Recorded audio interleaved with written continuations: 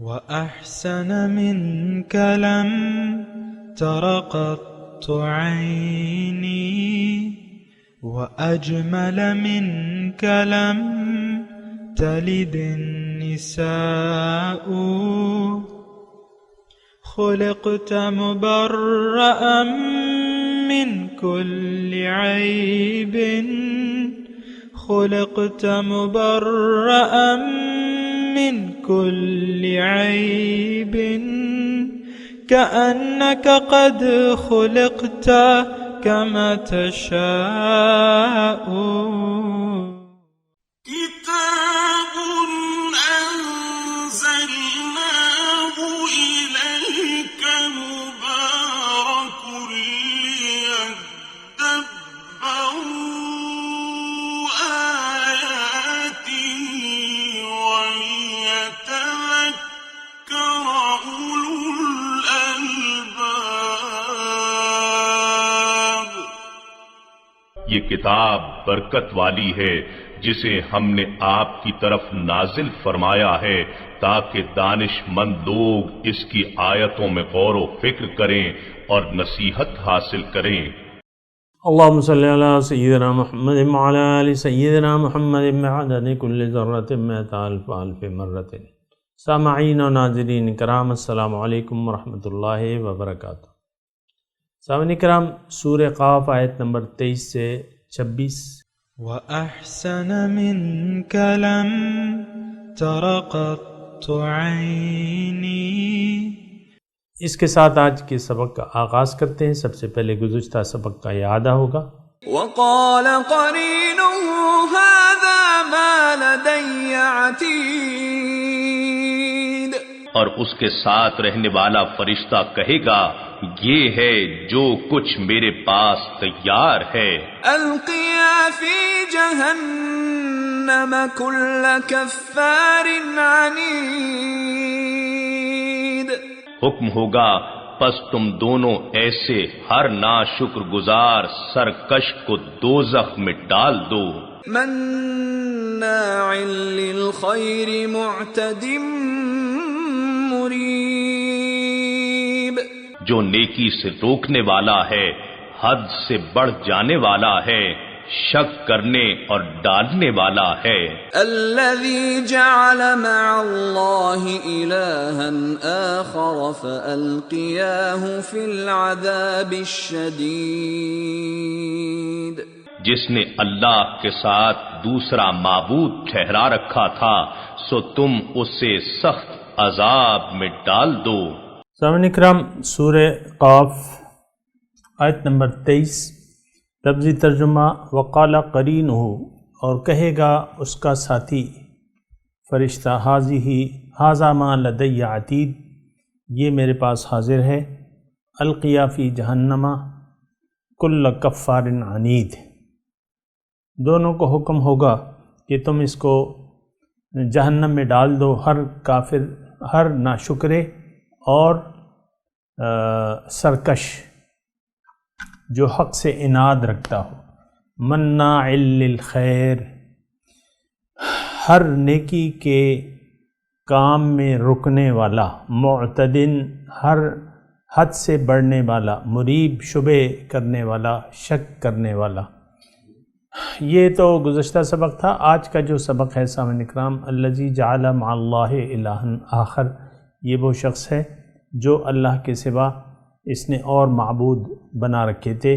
فَأَلْقِيَاهُ، پس اس کو ڈال دو، فی العذاب الشدید، شدید عذاب میں۔ سامعین کرام، مغالطے میں نہ رہیں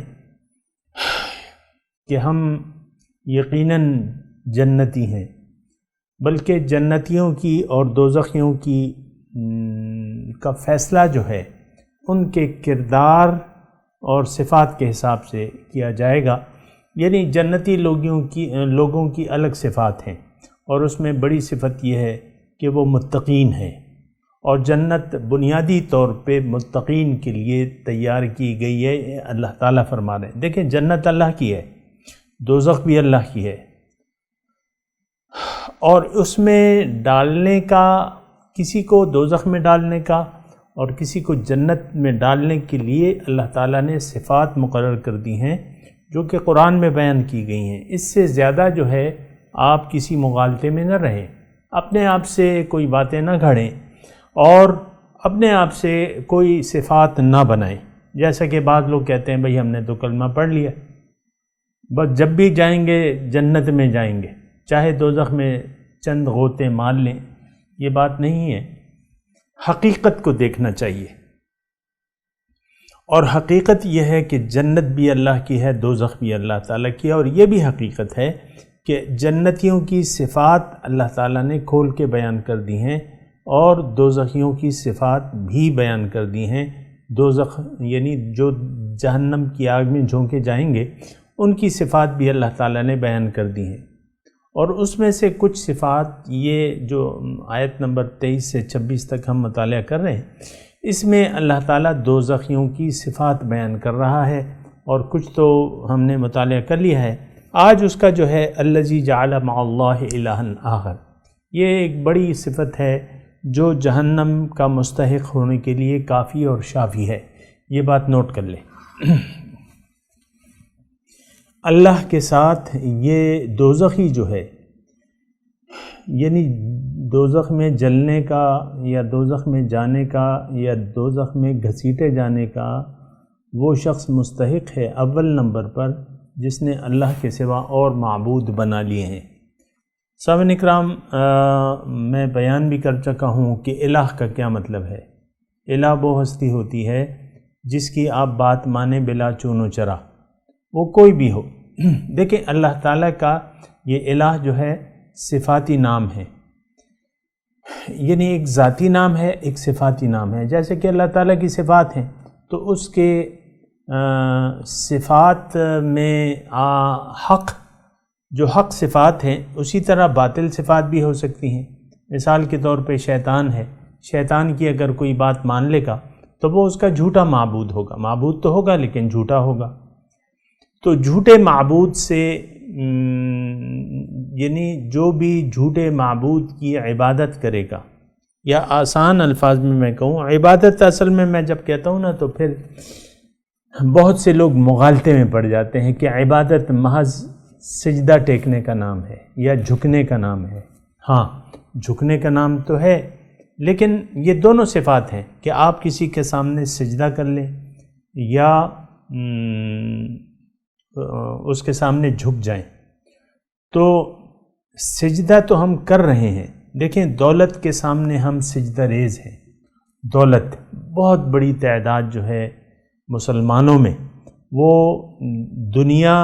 دنیا کے سامنے، دولت کو اگر میں مختصر کر لوں اور دنیا کا اگر لفظ کہوں تو وہ ساری چیزیں آ جاتی ہیں جو کہ دنیا میں موجود ہیں، جو کہ اللہ تعالیٰ نے بھی گنوائی ہیں کہ زُيِّنَ لِلنَّاسِ حُبُّ الشَّهَوَاتِ مِنَ النِّسَاءِ وَالْبَنِينَ وَالْقَنَاطِيرِ الْمُقَنطَرَةِ مِنَ الذَّهَبِ وَالْفِضَّةِ وَالْخَيْلِ الْمُسَوَّمَةِ وَالْأَنْعَامِ وَالْحَرْثِ، یہ مرغوب ہیں، یہ آراستہ ہیں چیزیں۔ اب جو اس کے سامنے سجدہ ریز ہو گیا، پھر آخر میں ان کل ذالک لما متاع الحیات الدنیا واللہ عندہ حسن المآب۔ بعض لوگ اس پہ بھی اعتراض کرتے ہیں کہ بھئی یہ تو ہمیں آراستہ ہیں، تو بس یہ تو اللہ تعالیٰ نے کی ہیں، تو اب ہم تو مجبور ہیں کیونکہ یہ آراستہ ہیں۔ نہیں، اللہ تعالیٰ نے آگے فرمایا ہے یہ تو متاع دنیا ہے، ضروریات دنیا ہے، جو کچھ بھی ہے، واللہ عندہ حسن المآب، اللہ تعالیٰ کے پاس جو ہے بہت بہترین ٹھکانہ ہے۔ لیکن جو بھی ان چیزوں دنیا کے سامنے جو بھی جھک گیا تو دنیا اس کا معبود ہو گئی۔ اب اس میں پھر تفصیل ہے، شیطان بھی ہمیں ملمہ کرتا رہتا ہے، اچھے یہ جھوٹے وعدے کرتا رہتا ہے، اور پھر ہمیں ڈراتا رہتا ہے، جیسے کہ قرآن میں ہے کہ الشیطان یعدکم الفقر ویأمرکم بالفحشاء، شیطان تمہیں فقر سے ڈراتا ہے اور تمہیں بے حیائی کا، نافرمانی کا حکم دیتا ہے، اور ہم کر لیتے ہیں۔ تو بہرحال اس میں سے ایک نقطہ میں آپ کو کہہ رہا تھا کہ یہ جو زیادہ فائدہ مند چیز ہوتی ہے انسان اس کو اپنے لیے رکھتا ہے اور اس کو اپنے لیے خاص کر لیتا ہے۔ مثال کے طور پہ کسی کے پاس دولت ہے تو عام طور پہ دیکھیں کوئی اپنی دولت بتاتا نہیں ہے کہ میرے پاس کیا ہے، کیونکہ پھر تو مطلب وہ اس میں نقصان سمجھتا ہے۔ بہرحال تو دولت کی دیوی کے سامنے بہت سے لوگ سجدہ ریز ہیں، بہت سے اس میں جو زبانی دعویٰ کرتے ہیں۔ میں آپ کو یقین سے کہہ رہا ہوں کہ وہ بھی محبت دنیا کے حصار سے باہر نہیں نکلتے، اور محبت دنیا اور یعنی دولت کے جو دیوتا ہے اس کے سامنے ہم سجدہ ریز ہیں۔ بہت سے یعنی آپ دیکھیں نا، اس کو اللہ کی راہ میں نہیں خرچ کرتے بلکہ اس کو اپنا سمجھتے ہیں۔ یعنی ہمارے پاس جو بھی دولت ہے ہم اس کو اپنی ملکیت تصور کرتے ہیں۔ پھر اگر اللہ کی راہ میں خرچ بھی کرتا ہے کوئی تو یہ احساناً خرچ کرتا ہے، اور پھر یہ جتاتا بھی ہے۔ یعنی کسی کے سامنے اگر الفاظ میں نہیں جتاتا لیکن اللہ تعالیٰ کے کہ بھئی میں نے تو اتنا خرچ کیا، اللہ تعالیٰ تیری راہ میں، زبان سے نہیں کہتا، لیکن وہ ایک احسان اللہ تعالیٰ پہ اپنے دلی طور پہ وہ جتلاتا ہے کہ میں نے اتنا کیا ہے، میں نے یہ کیا ہے، میں نے وہ کام کیا ہے تیری راہ میں نے وہ کام کیا ہے۔ ایسی بات نہیں ہے، یہ احسان جتانے والی بات نہیں ہے۔ جو بھی یعنی انسان جو بھی کرتا ہے، یہ بات نوٹ کر لیں، وہ اپنے فائدے کے لیے اس کا فائدہ اسی کو ملتا ہے۔ اور یہ قرآن میں اللہ تعالیٰ نے اچھی طرح وضاحت سے بیان فرما دیا ہے کہ ان احسنتم احسنتم لانفسکم، اگر تم کوئی نیکی کرتے ہو تو وہ تم اپنے لیے کرتے ہو، اور اگر کوئی برائی کرتے ہو تو اس کا وبال بھی تم پر پڑے گا۔ بہرحال میں یہ الہ کی بات کر رہا ہوں، الذی جعل مع اللہ الہا آخر، جس نے بنا لیے اللہ کے ساتھ دیگر معبود۔ تو ہم یہ سمجھتے ہیں کہ معبود اسے کہتے ہیں جس کے سامنے آپ حصی طور پہ سجدہ ریز ہو جائیں، یعنی ہم یہ سمجھتے ہیں کہ عبادت اصل میں جو دین کی اصطلاحات ہیں ہمارے دین اسلام کی، اس کو ہم نے بہت یعنی اس کے معنی پہ افسوس سے میں یہ بات کہہ رہا ہوں کہ دین کے معنی سے بھی ہم واقف نہیں ہیں، اور جو دین کی اصطلاحات ہیں ان کے معنی کو ہم نے از حد محدود کر لیا ہے۔ اس میں سب سے بڑا جو ہے یہ الہ ہے، معبود۔ اب کوئی بھی یہ نہیں کہتا مسلمانوں میں، یعنی 1.5 ارب میرے خیال سے مسلمان ہیں جو بھی ہیں، تو ان میں سے ایک بھی آپ کو نہیں ملے گا کہ میں تو دولت کو اپنا خدا کہتا ہوں، یا خواہشات نفس میرا خدا ہے یا معبود ہے، یا شیطان میرا معبود ہے۔ یہ 1.5 ارب میں کوئی بھی آپ کو، میں دعوے سے کہہ رہا ہوں، یہ کہتا ہوا نہیں ملے گا کہ میرا معبود اللہ نہیں ہے بلکہ میرا نفس ہے، میرے پاس مال و دولت جو ہے وہ میرا خدا ہے، اس کے سامنے میں جھکا ہوں۔ آج دیکھ لیں، آج یعنی یہ نہیں ملے گا ایسا شخص، لیکن عملاً ہر شخص یعنی باطل پرست ہے۔ آپ کو میں یہ الفاظ کہہ رہا ہوں نا، یہ 2 لفظ، باطل پرست، باطل کی پوجا کرتے ہیں، دولت کی پوجا کرتے ہیں، خواہشات نفس کی پوجا کرتے ہیں، شیطان کی بات مان لیتے ہیں، معاشرے کی بات مان لیتے ہیں، فیشن کی بات مان لیتے ہیں۔ تو یعنی عملاً ہر شخص جو ہے اس نے اللہ کے سوا اور معبود بنا لیے ہیں۔ دیکھیں یہ گہرا معنی ہے، اس کے معنی کو کم از کم سمجھنے کی بہت زیادہ ضرورت ہے، کیونکہ اللہ تعالیٰ نے قرآن میں ارشاد فرمایا ہے کہ ان اللہ لا یغفر ان یشرک بہ ویغفر ما دون ذلک لمن یشاء، اللہ تعالیٰ کبھی نہیں بخشے گا کہ اس کے ساتھ کوئی شریک بنا لے، اور اس کے علاوہ جو بھی گناہ ہیں وہ اللہ تعالیٰ معاف کر دے گا، ہو سکتا ہے معاف کر دے۔ لیکن شرک ایک ایسا گناہ ہے سامعین کرام، یہ ناقابل معافی ہے، اور میں نہیں سمجھتا کہ آج کا مسلمان شرک کے حقیقی معنی سے باخبر ہے، نہیں، میں کہتا ہوں بے خبر ہے۔ دیکھیں ہم میں سے ہر شخص اپنی ذاتی خواہشات کی بنا زندگی گزار رہا ہے۔ ہر شخص کے پاس جو دین کا علم ہے وہ کہتا ہے میرے لیے کافی ہے، بس میں جانتا ہوں اور لوگ نہیں جانتے، دین کو میں زیادہ بہتر سمجھتا ہوں، یہ ہے۔ ہر چیز کے متعلق اس نے، اگرچہ وہ بودے خیالات بھی ہوں، بے بنیاد خیالات ہوں، لیکن اس نے کچھ خیالات بنا لیے اللہ کے متعلق، رسول کے متعلق، دوبارہ جی اٹھنے کے متعلق، دوزخ کے متعلق، جنت کے متعلق، دین اسلام کے متعلق اس نے کچھ نہ کچھ خیالات بنا لیے ہیں، اور وہ پھر انہی خیالات کی بنا ایک اندازہ مقرر کر لیتا ہے، اور اپنے دین کے لیے کوئی جو ہے کلمہ پڑھ کے نمازوں کا خیال بھی نہیں رکھتا۔ یہ ویسے ہی میں کہہ رہا ہوں، نماز جب اذان ہوتی ہے تو اس کو اس کی اہمیت نہیں ہوتی ہے، سنی انسنی کر دیتا ہے۔ عام طور پہ آپ دیکھیں ایک تقریب جاری ہے اور کوئی اذان کی آواز آتی ہے تو خاموشی محفل پر طاری نہیں ہوتی، لوگ خاموش نہیں ہوتے عام طور پہ آپ دیکھیں، لیکن اذان کا احترام جو ہے وہ لازمی ہے۔ لیکن بات یہ ہے ایسے نہیں ہو، لیکن میں آپ کو کہہ رہا ہوں یہ صرف اذان کی بات نہیں ہے، ہر معاملے میں ہم نے اپنے جی کو، اپنی خواہشات کو اپنا معبود بنا لیا ہے، جو بھی ہمیں خواہشات آتی ہیں اور اس کی ہم یعنی اس کو مانتے چلے جاتے ہیں اور پھر جھگڑتے بھی ہیں، یعنی اس خواہشات جو بھی ہمارے پاس معلومات ہیں دین کے متعلق، ہم اس پر اصرار کرتے ہیں کہ یہ معلومات صحیح ہیں۔ آپ دیکھیں عام طور پہ مباحثہ شروع ہو جاتا ہے، دو دوستوں میں مباحثہ شروع ہو جاتا ہے کسی بھی معاملے پر۔ تو بہرحال یہ اچھا میں آپ کو بتاتا ہوں یہ الہ کا مطلب، حقیقی مطلب کیا ہے۔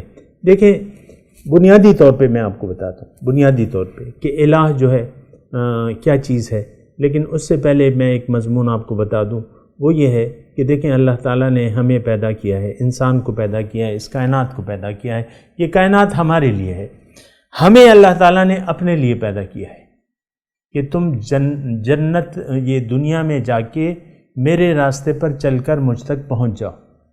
وَأَنَّ هَذَا صِرَاطِي مُسْتَقِيمًا، یہ قرآن کیا ہے، یہ ہدایت کیا ہے، یہ اللہ تعالیٰ کا راستہ ہمیں بتاتی ہے۔ اہدنا صراط المستقیم کی ہم دعا بھی مانگتے ہیں۔ تھوڑی سی اگر آپ جو بھی آپ اگر نیک کام بھی کر رہے ہیں، اچھا کام، اس کو ذرا ترک کر دیں، میری بات سنیں۔ بعض لوگ درس لگا کے نماز کے لیے نفل کوئی نوافل پہ چلو درس آدھا گھنٹہ لگائے، ہم اس میں نوافل بھی پڑھ لیں گے اور درس بھی لگا رہے گا، یہ بات غلط ہے اور یہ ایسا مناسب نہیں ہے۔ بیک وقت دو کام آپ نہیں کر سکتے، کوئی بھی کام۔ تو بہرحال تو میں یہ کہہ رہا ہوں کہ الہ کا مطلب آپ جان لیں کہ الہ کا مطلب کیا ہے، الہ کی حقیقت کیا ہے، اللہ معبود واحد ہے، اس کی ہمیں ضرورت کیا ہے۔ یہ میں نے موضوع قائم کیا ہے، میں آپ کو بتا رہا ہوں کہ کائنات ہمارے لیے ہے، ہم اللہ کے لیے ہیں۔ کیا مطلب اس کا کہ ہم نے دنیا میں آ کے جب ہم آ جائیں گے تو اللہ تعالیٰ نے ہم سے وعدہ کیا ہے کہ میں تمہیں اپنا راستہ بتاؤں گا، اس کی اپنے راستے کی ہدایت دوں گا، تم اس راستے پر چلنا، اور اگر چلو گے تو مجھ تک پہنچ جاؤ گے۔ اب اللہ تعالیٰ کا دیکھیں، اللہ منزل ہے اور اللہ کا راستہ طریقہ ہے۔ اب اللہ تعالیٰ کا راستہ کیا ہے اور یہ سارا دین کی حقیقت کیا ہے، میں آپ کو بتاؤں اللہ تعالیٰ کی توفیق سے۔ تو وہ یہ ہے، دیکھیں ہمارے اسلام کی بنیاد جو ہے کلمہ طیبہ ہے، یہ تو آپ کو معلوم ہے، اس سے آپ انکار نہیں کر سکتے کہ واحد ایک کلمہ ہے جس کو پڑھ کر آپ یعنی کفر کراس کر کے اسلام کی حدود میں داخل ہو جاتے ہیں۔ اور وہ کلمہ کیا ہے کہ اشہد ان لا الہ الا اللہ و اشہد ان محمد عبدہ و رسولہ، یا لا الہ الا اللہ کلمہ طیبہ جو آپ پڑھتے ہیں نا، پہلا کلمہ طیب لا الہ الا اللہ محمد الرسول اللہ، لا الہ کوئی معبود نہیں الا اللہ سوائے اللہ کے، اور محمد اللہ کے رسول ہیں۔ تو بہرحال لا الہ جو ہے یعنی اللہ کو معبود واحد تسلیم کر لینا، یہ ہماری کامیابی کی دلیل ہے۔ یعنی یہ اگر آپ نے پڑھ لیا تو اس کا مطلب یہ ہے کہ آپ نے اللہ کو اپنی منزل بنا لیا، اور اب اللہ تعالیٰ یہ لا الہ میں پورا ایک پروگرام بھی ہے، سامنے کرام پوشیدہ ہے پروگرام کیا ہے کہ آپ نے اگر زبانی طور پہ لا الہ کہہ دیا تو آپ کو عملی طور پہ، یعنی اگر آپ نے یقین کر لیا کہ اللہ کے سوا کوئی معبود نہیں ہے تو آپ کو عملی طور پہ بھی اس کا اقرار کرنا ہوگا۔ معبود کیا؟ جس کی آپ بات مان لیں بلا چون و چرا، وہ آپ کا معبود ہے۔ دیکھیں معبود حق بھی ہو سکتا ہے، باطل بھی ہو سکتا ہے، لیکن معبود کی اصلیت کیا ہے؟ وہ یہ ہے کہ آپ جس کی بھی بات مان لیں گی وہ آپ کا معبود ہے۔ اب اللہ تعالیٰ نے آپ کی کامیابی کا راز اس میں رکھ دیا ہے کہ آپ محض اللہ کو معبود واحد تسلیم کر لیں، یعنی صرف اللہ کی بات مانیں، زندگی اللہ کی مرضی سے گزاریں، اپنی ذاتی خواہشات کو چھوڑ دیں، اللہ کی رضا میں اپنی مرضی کو گم کر دیں، وہ کریں جو اللہ تعالیٰ چاہتا ہے، زندگی ایسے گزاریں جو اللہ تعالیٰ چاہتا ہے۔ اب زندگی تو بات میں یہاں رک کے میں اس کا خلاصہ بیان کرتا ہوں کہ معبود وہ ہستی ہے جس کی آپ بات مان لیں، اب وہ حق ہو یا باطل ہو۔ اگر نفس کی آپ نے بات مان لی تو نفس آپ کا خدا ہے، معبود ہے۔ اگر آپ نے شیطان کے وسوسے پر عمل کر لیا، آپ نے اس کی اگر بات مان لی، شیطانی کوئی وسوسہ ہے بات مان لی، تو نفس آپ کا معبود ہو گیا۔ معاشرے کی بات مان لی، معاشرہ آپ کا، ماں باپ کی بات مان لی، بھائی کی بات مان لی، دوست کی بات مان لی بلا چون و چرا، تو وہ آپ کے معبود بن گئے۔ جو بھی جس کی بھی آپ نے بات مان لی، مختصر طور پہ یہ بات میں کہہ رہا ہوں، تو وہ آپ کا معبود بن گیا، یعنی وہ آپ کا خدا بن گیا۔ آپ نے اس کی پرستش کی، یہ بات میں ذرا سخت الفاظ کہہ رہا ہوں، لیکن یہ ہے کہ آپ اس کی پرستش کر رہے ہیں۔ خدا کی بات مانی بھی جاتی ہے اور اس کی پرستش کیا ہے کہ آپ جس کی بات مان لیں گے، عملاً اس کے سامنے آپ نے سر جھکا دیا، عملاً آپ اس کے حکم کے سامنے سجدہ ریز ہو گیا ہے، وہ آپ کا معبود بن گیا۔ اب اس کی دلیل میں قرآن سے آپ کو دیتا ہوں کہ ارأیت من اتخذ الہہ ہواہ، کیا دیکھا ہے تم نے اس شخص کو جس نے اپنا معبود جو ہے اپنی خواہشات کو بنا لیا ہے۔ وَأَضَلَّهُ اللَّهُ، اللہ تعالیٰ کے قانون سے وہ گمراہ ہو گیا ہے، اس کی وَخَتَمَ عَلَى سَمْعِهِ وَقَلْبِهِ وَعَلَى بَصَرِهِ غِشَاوَةٌ، اس کے دل پر اور آنکھوں پر اللہ تعالیٰ نے مہر لگا دی ہے، اس کی سماعت پر، وَخَتَمَ عَلَى قَلْبِهِ، اس کے قلب پہ مہر لگا دی ہے، اور اس کے آنکھوں اور کانوں پر پردے پڑ گئے۔ تو یہ دیکھیں، یہ قرآن سے میں آپ کو تشریح کر رہا ہوں، یہ نہیں کہ میں اپنے آپ سے میں نے ایسی غیر بات بنا دی اور بس آپ کے سامنے بیان کر رہا ہوں، نو، ناٹ ایٹ آل۔ معبود دیکھیں، اس کی اگر جتنی بھی آپ تفصیل میں جائیں گے تو بات یہی ہے جو قرآن بیان کر رہا ہے، جس کے سامنے آپ نے سر جھکا دیا تو وہ آپ کا معبود بن گیا۔ ہم نے تو آج سر جھکا دیا ہے خواہشات کے سامنے عام طور پہ۔ دیکھیں، بیوی گھر میں آتی ہیں، وہ کہتی ہیں میں اپنی مرضی سے جیوں گی، وہ اپنی خواہشات کی بندی ہوتی ہے، وہ اللہ کی بندی نہیں ہوتی۔ اسی طرح شوہر جو ہے اگر میں کہہ دے تو وہ اپنی خواہشات کا بندہ ہوتا ہے۔ یہ نچلے طبقے سے میں آپ کو اس لیے بیان کر رہا ہوں کہ آپ اسے محسوس کر سکیں۔ آپ دیکھیں، شوہر بیوی کو حکم ہے کہ وہ شوہر کی اطاعت کرے، اس کی رضامندی کرے اور اس کے حکم کے خلاف نہ کرے، لیکن عام طور پہ ہماری عورتوں کا انا پرستی کا جو رویہ ہے وہ آپ کے سامنے ہے۔ بیوی کہتی ہے نہیں، میں اب یہ میں کرنا تو یہ تو اپنے آپ کو خدا بنا لینے کے مترادف ہے۔ تو بہرحال میں آپ کو دیکھیں، جہنمیوں کی صفات بیان ہو رہی ہیں۔ الذی جعل مع اللہ الہا آخر، یہ جہنمی وہ شخص ہے جس نے اللہ کے علاوہ اور معبود گھڑ لیے ہیں۔ اب اس کو ڈال دو، فَأَلْقِيَاهُ فِي الْعَذَابِ الشَّدِيدِ۔ اب دیکھیں، میں ذرا یعنی امت مسلمہ کی بات کروں، آج ہم میں سے ہر شخص نے اپنے آپ کو خدا بنایا ہوا ہے۔ میں دین کو میں جس طرح سمجھتا ہوں وہی اصل ہے۔ ہر شخص، بڑے بڑے آپ کو فلاسفر مل جائیں گے، اور یہ جو آپ ٹی وی کھولیں مذاکرے، اور بس دانشور، اور یہ وہ دانشور، اور یہ فلانا اسکالر اور یہ اسکالر، ہر شخص منمانی تشریحات کر رہا ہے دین کی۔ بہرحال یہ رویہ غلط ہے۔ دیکھیں، عام طور پہ ہم ایک مغضوب علیہ قوم ہے، اللہ کا غضب ہے ہم پہ۔ وہ کیوں کہ ہم اللہ کے راستے سے ہٹ گئے۔ اللہ نہ ہماری منزل ہے، نہ ہم بنانا چاہتے ہیں، نہ انفرادی طور پہ نہ اجتماعی طور پہ۔